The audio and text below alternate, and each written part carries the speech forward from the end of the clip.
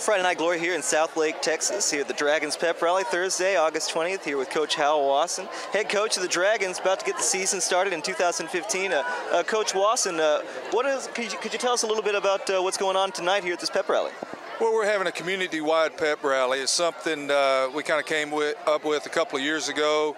It's really taken off. Each year it gets a little bigger and better. It's a special place, and there are a lot of moving parts when this kind of thing takes place. But at the end of the day, it's a representation of a great community and school district in which we're fortunate enough to be in. And you get to recognize a lot of great kids that work really hard to represent this special place.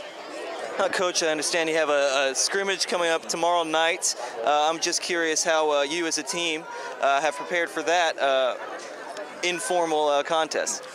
Well, honestly, our preparation has been for Westlake week one. We always call our scrimmages glorified practices.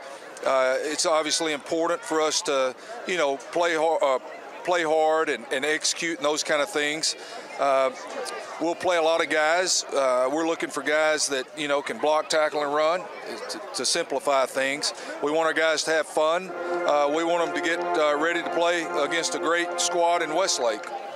Coach, I've been commending your team on a tremendous 2014 season, and I've asked each of them what their goals would be going into this season, personal or team-oriented. I was just curious if you have any team goals or even goals for the Dragons going forward. Yeah, right now we try to keep things simple. Our immediate goal is to win the next game, which is Westlake, and then we have a great vision of trying to win that last game. So I know what that looks like, winning that next game, and that's where we try to keep our focus. I'm just bringing up focus. I'm curious how a tremendous program like Carroll has maintained just year after year success with different kids coming in. Obviously, they're trained to master this Dragon system at a younger age. How do you maintain such focus season after season with sometimes just a whole different crew every year? Well, that's a great thing, or a great question to ask, because it's really hard now to even win a game in the Metroplex. And that being said, too, the thing that's always impressed me about Carroll is they've consistently won in all classifications, which is extremely hard to do. You mentioned we always have a target on our chest, which makes it even tougher. But at the end of the day, I think it goes back to the great tradition.